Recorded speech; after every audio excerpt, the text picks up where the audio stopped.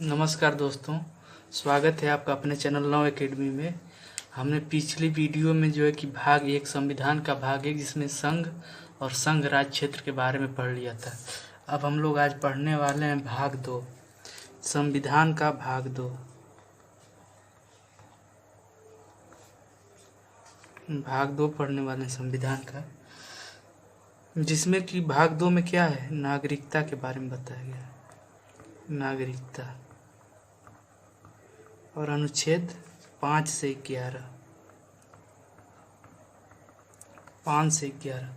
लेकिन इससे पहले कुछ और बातें हम लोग जान लेते हैं कि जहाँ पे राजतंत्र होता है, राजतंत्र मतलब जहाँ पे राजा का शासन होता है, वहाँ की जनता को हम लोग प्रजा कहते हैं। वहाँ की जनता को क्या कहते हैं? प्रजा। और ये जो प्रजा है, इसके पास सिर्फ कर्तव्य होते हैं, अधिकार नहीं होते। और जहाँ पे लोकतंत्र होता है, नोट करिएगा बाबू, जहाँ पे लोकतंत्र होता है, लोकतंत्र, वहाँ की जनता को नागरिक कहते हैं, नागरिक। और ये जो नागरिक होते हैं, इनके पास कर्तव्य भी होता है और इनके पास अधिकार भी होता है,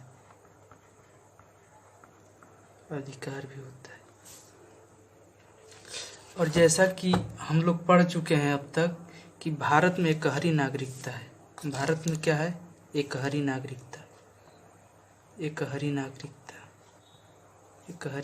नागरिकता। इस बात को भी ध्यान रखना है। जैसे हम कह सकते हैं कि हम भारत के नागरिक हैं,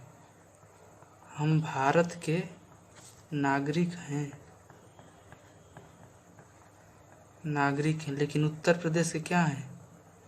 उत्तर प्रदेश के निवासी हैं। ठीक है, उत्तर प्रदेश के हम लोग निवासी हैं। इससे स्पष्ट हो रहा है कि भारत में एकहरी नागरिकता है। हम भारत के नागरिक हैं, लेकिन उत्तर प्रदेश की अगर बात है तो हम लोग उत्तर प्रदेश के निवासी हैं। अब आइए हम लोग एक एक अनुच्छेद के बारे में जो है पढ़ते चलेंगे। तो 5 से 11 के बारे में, 5 से 11 तक जो है नागरिकता के बारे में बताया गया है। तो सर्वप्रथम हम लोग देखते हैं अनुच्छेद 5।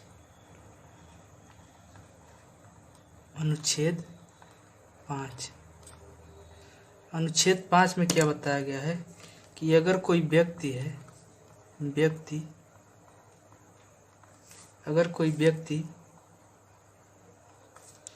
भारत में जन्म ले रहा है, भारत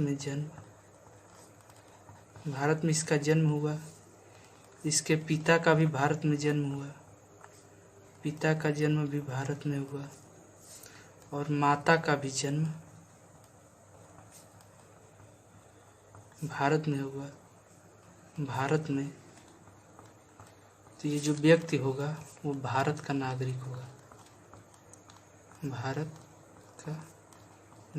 होगा, ये कौन सा अनुच्छेद कहता है? ये अनुच्छेद 5 कहता है। अब हम लोग बात कर लेते हैं अनुच्छेद 6 की। तो देखिएगा बाबू, अनुच्छेद 6।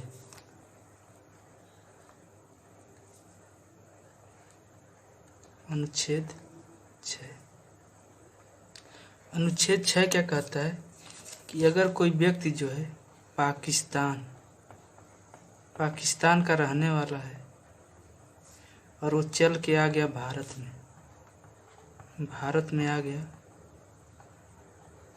तो ये जो व्यक्ति जो है चल के आ गया भारत में, इसको भी भारत की नागरिकता प्राप्त हो जाएगी, भारत की नागरिकता प्राप्त हो जाएगी। अब हम लोग देख लेते हैं अनुच्छेद 7। अनुच्छेद 7 में क्या कहा गया है, तो ध्यान से देखिएगा। अगर कोई व्यक्ति है और क्या करता है, वो पाकिस्तान, क्या होता है, भारत से जो है भारत से वो चला जाता है पाकिस्तान, इसका मन किया चला गया पाकिस्तान, फिर पाकिस्तान से क्या हुआ, फिर वापस आ गया भारत, मतलब भारत से गया पाकिस्तान और फिर पाकिस्तान से आ गया भारत। तो अनुच्छेद 7 कहता है उससे भी भारत की नागरिकता प्राप्त होगी, भारत की नागरिकता प्राप्त होगी, नागरिकता प्राप्त होगी। अब हम लोग बात करते हैं अनुच्छेद 8। अनुच्छेद 8 में क्या कहा गया है?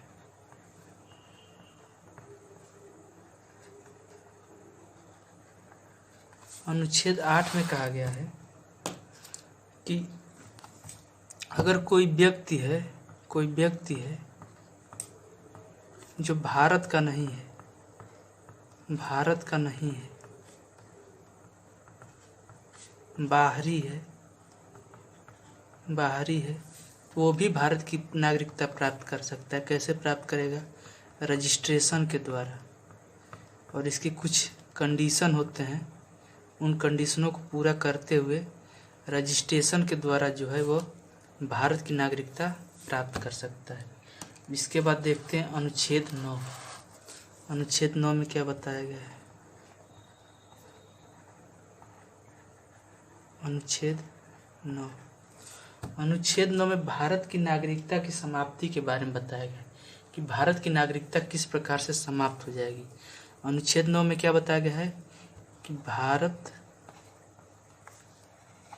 की नागरिकता समाप्त। अब किस प्रकार समाप्त होगी, इसके 4 कंडीशन हैं। 4 कंडीशनों में जो है कि भारत की नागरिकता समाप्त हो सकती है। पहला है कि अगर कोई व्यक्ति दूसरे देश की नागरिकता ले ले, दूसरे देश की नागरिकता ग्रहण करने पर, नागरिकता ग्रहण करने पर अगर कोई व्यक्ति दूसरे देश की नागरिकता ग्रहण कर लेता है तो उसकी नागरिकता समाप्त हो जाएगी, भारत की नागरिकता समाप्त हो जाएगी। दूसरा ये है कि वंचित किए जाने पर, अगर वंचित कर दिया जाता है तब भी उसकी नागरिकता समाप्त हो जाएगी, वंचित किए जाने पर। तीसरी कंडीशन है कि देशद्रोही होने पर, अगर कोई व्यक्ति देशद्रोही हो जाता है, देशद्रोही होने पर। और चौथा है स्वेच्छा से नागरिकता का त्याग करने पर, अगर कोई व्यक्ति स्वेच्छा से, अपनी इच्छा से नागरिकता का त्याग करता है तो उसकी नागरिकता, स्वेच्छा से नागरिकता का त्याग करने पर, अनुच्छेद 10। अनुच्छेद 10 में क्या कहा गया है कि जो भारत का नागरिक है वो भारत का नागरिक बना रहेगा, जो भारत का नागरिक है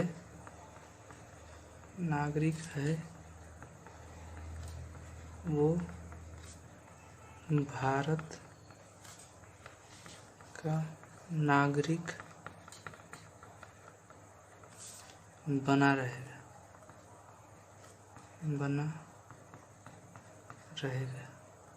अब बात कर लेते हैं अनुच्छेद 11 की। अनुच्छेद 11, तो अनुच्छेद 11 की अगर बात करें तो इसमें संसद को यह शक्ति दी गई है कि वो नागरिकता संबंधी अधिनियम बना सकता है। इसमें अनुच्छेद 11 में क्या है, संसद को शक्ति है, संसद को शक्ति है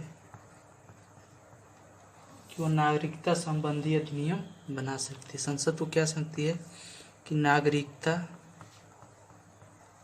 नागरिकता संबंधी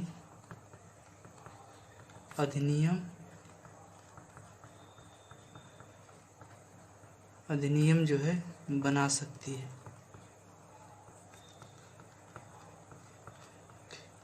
और संसद ने इस शक्ति का प्रयोग करते हुए 1955 में कुछ प्रावधान बनाए। 1955 में जो है नागरिकता संशोधन अधिनियम पारित किया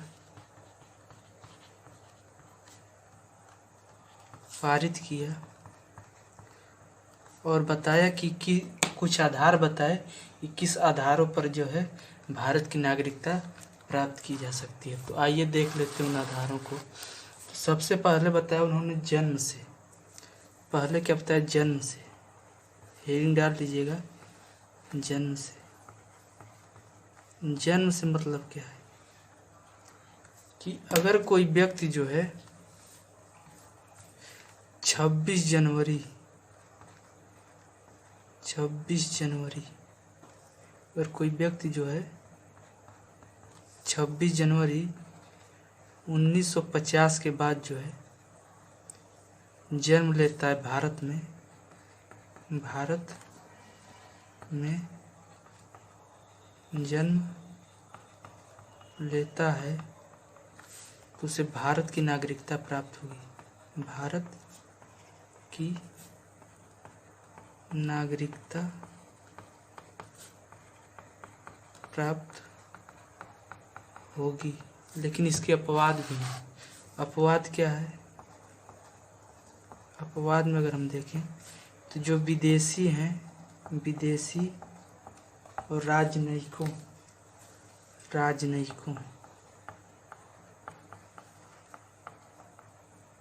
के बच्चों को छोड़कर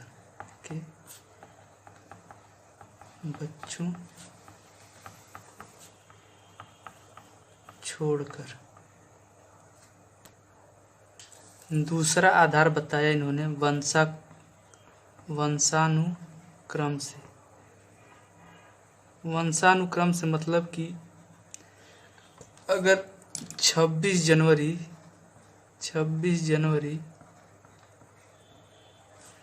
1950 के बाद अगर कोई व्यक्ति जो है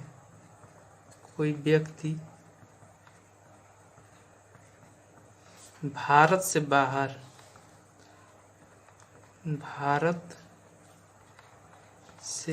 बाहर अगर जन्म लेता है तो भारत का नागरिक होगा। लेकिन उसकी कंडीशन क्या है कि उसके माता या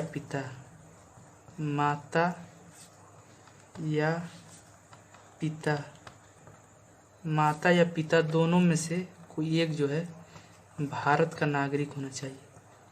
भारत का नागरिक, या तो माता भारत की नागरिक हो या पिता का नागरिक हो। दरअसल पहले जो था माता के आधार पर नई नागरिकता मिलती थी, लेकिन नागरिकता अधिनियम 1992 में जो है नागरिकता अधिनियम 1992 हुआ।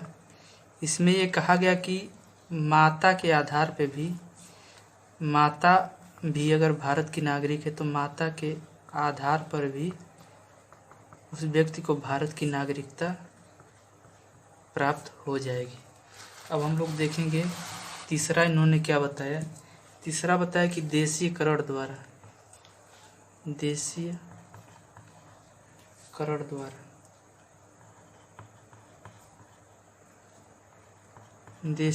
द्वारा का मतलब क्या है? अगर कोई व्यक्ति भारत से बाहर का है, मतलब विदेशी जिसको बोल सकते हैं, विदेशी है और लंबे समय से जो है भारत में रहता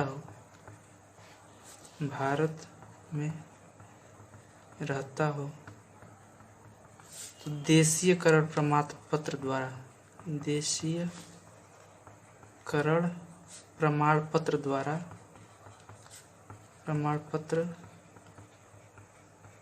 द्वारा नागरिकता प्राप्त कर सकता है, नागरिकता प्राप्त कर सकता है। अब देखेंगे रजिस्ट्रेशन द्वारा।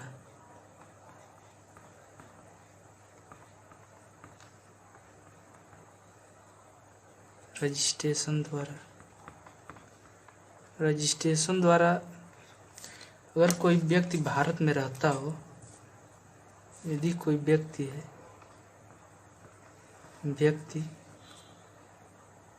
विदेशी हो और भारत में रहता हो,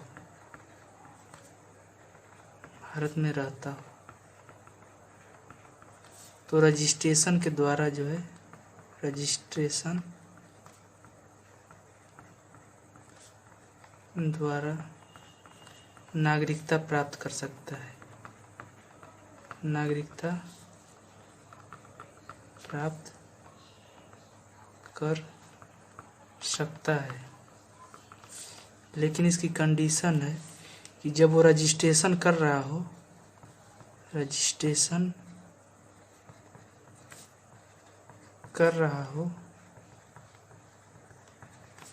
तो 5 वर्ष पहले से, मतलब जब जिस दिन रजिस्ट्रेशन करे उसके 5 वर्ष पूर्व से वो भारत में रहता हो, 5 वर्ष पूर्व से भारत में रहता हो। दूसरा, अगर कोई स्त्री है और शादी कर लेती है भारतीय पुरुष से, ये अगला कंडीशन है। विदेशी स्त्री तो किसी भारतीय पुरुष से शादी कर लेती है तो इसे भी भारत की नागरिकता प्राप्त हो जाएगी, भारत की नागरिकता प्राप्त हो जाएगी। और अगला कंडीशन है कि अगर किसी भूभाग को,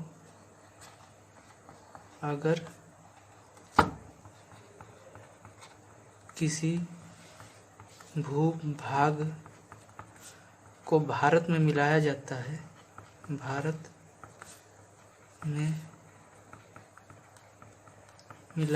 है, तो वहाँ पे जितने लोग हैं सभी को भारत की नागरिकता प्राप्त हो जाएगी, भारत की नागरिकता प्राप्त हो जाएगी। जैसे अगर भारत से बाहर जो है कोई अगर भूभाग है, अगर इसको भारत में मिला दें तो यहाँ पर जितने लोग रहेंगे सबको अपने आप जो है भारत की नागरिकता प्राप्त हो जाएगी। तो आज जो है यहीं तक रखेंगे और भाग 2 हम लोगों ने पूर्ण किया नागरिकता के बारे में।